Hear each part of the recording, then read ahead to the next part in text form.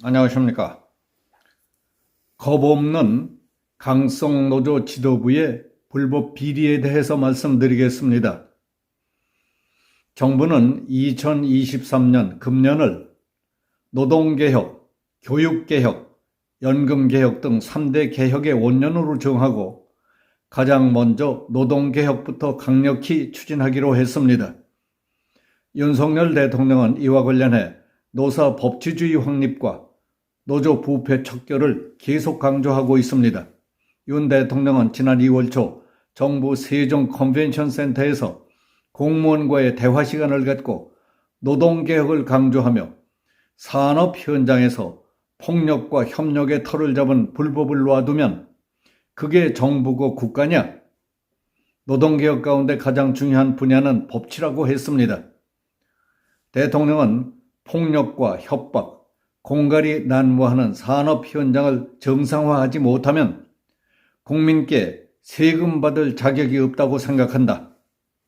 산업 현장에 노조 간부의 자녀가 채용되고 남은 자리로 채용 장사를 하는 불법 행위를 정부가 방치한다면 민간 경영자가 아무것도 할 수가 없을 것이다.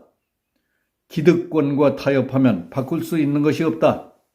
같은 근로자 간에도 임금이 몇 배나 차이가 나는 사회는 정상적인 사회가 아니다. 더 공평하고 더 정의로운 시스템으로 바꿔나가려고 노력해야 한다며 노동개혁의 방향과 노동부패 척결의 중요성을 강조했습니다. 지난 2월 22일에는 윤석열 대통령이 건설 현장 노조 폭력을 건폭이라고 지칭하며 특별단속을 지시했습니다. 그 후 조합원 채용 강요, 금품 요구 등 혐의를 받고 있는 한국노총 산하 전국노동조합연맹 소속 H건설산업노조위원장 이모 씨 등 간부 2명이 구속됐습니다. 서울경찰청 강력범죄수사대는 이들이 지난 2020년부터 2022년까지 서울 일대 아파트 신축 공사장에서 자기 노조에 소속된 조합원 채용을 강요하는 등 폭력행위 처벌법상 공동공갈 혐의가 있다고 보고 수사 중입니다. 경찰은 이와 관련해 한국노총과 민주노총 등 양대 노총 산별노조 사무실과 수도권 지역 소규모 건설노조 사무실 등 14곳을 압수수색하기도 했습니다.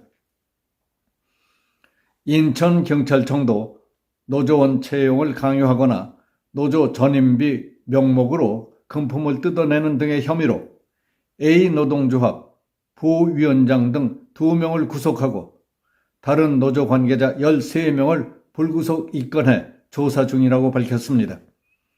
경기 남부경찰청도 건설 현장에서 공사장 입구를 막아 업무를 방해하거나 금품을 요구한 혐의 등으로 한국노총 산하 모 건설노조 간부 등 3명을 검찰에 송치했고 조합원 16명을 입건 조사 중입니다.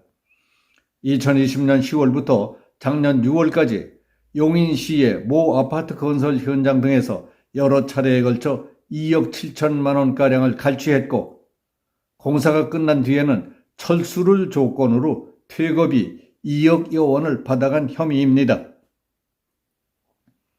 윤 대통령이 건설 현장의 노조 폭력을 건폭이라고 지칭하고 대대적인 단속이 이어지자 건설 노조 등은 노조 탄압이라고 반발하고 있습니다.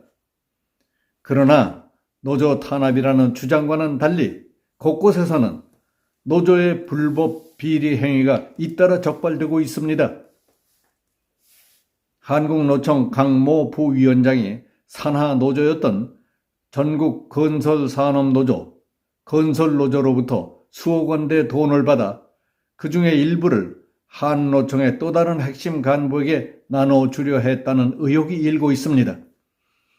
건설노조는 작년 7월 위원장의 10억 원대 횡령, 배임 사건이 터지면서 한노총에서 제명됐습니다.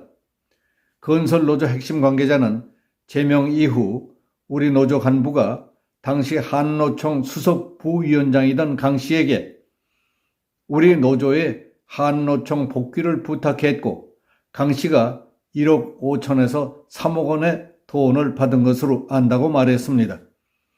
한국노총, 민주노총 등 양대 노총의 불투명한 회계, 부당한 금품 거래 등이 속속 드러나는 가운데 한국노총 내부에서 뇌물성 돈이 오갔다는 사실이 확인될 경우 노동계에 큰 파문이 일 것으로 예상됩니다.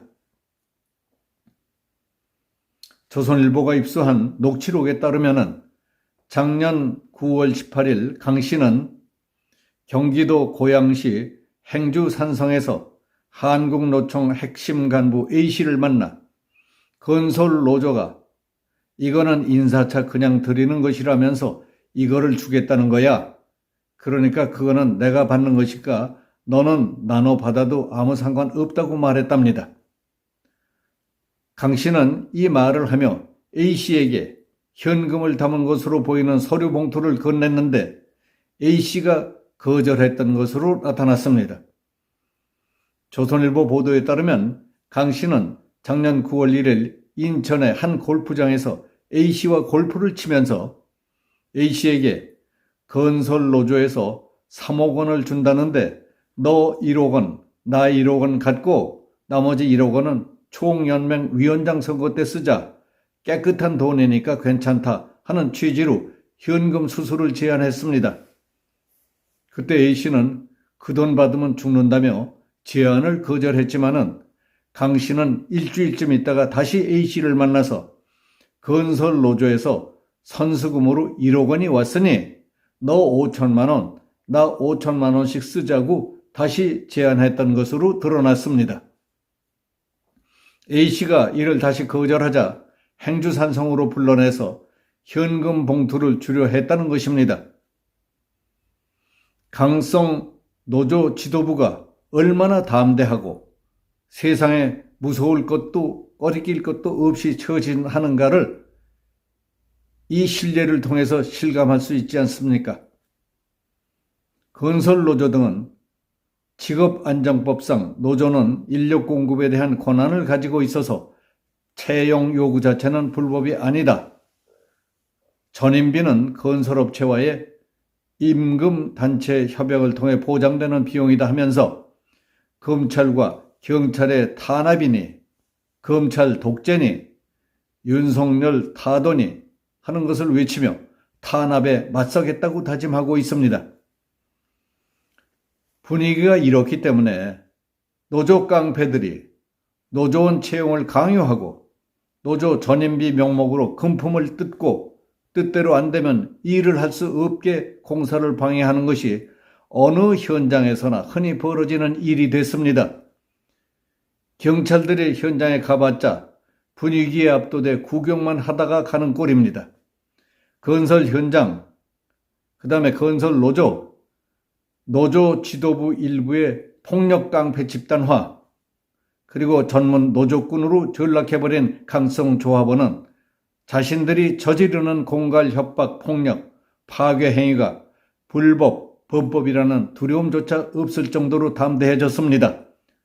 특히 문재인 정부 5년 동안을 보면 거대 노조의 조직력과 파괴력의 빌부터 표 얻을 생각만 했지 불법과 비리를 뿌리 뽑는 것은 손 놓고 있다시피 함으로써 노조 집단이 못하는 짓도 없고 꺼릴 것도 없게 돼버린 것입니다.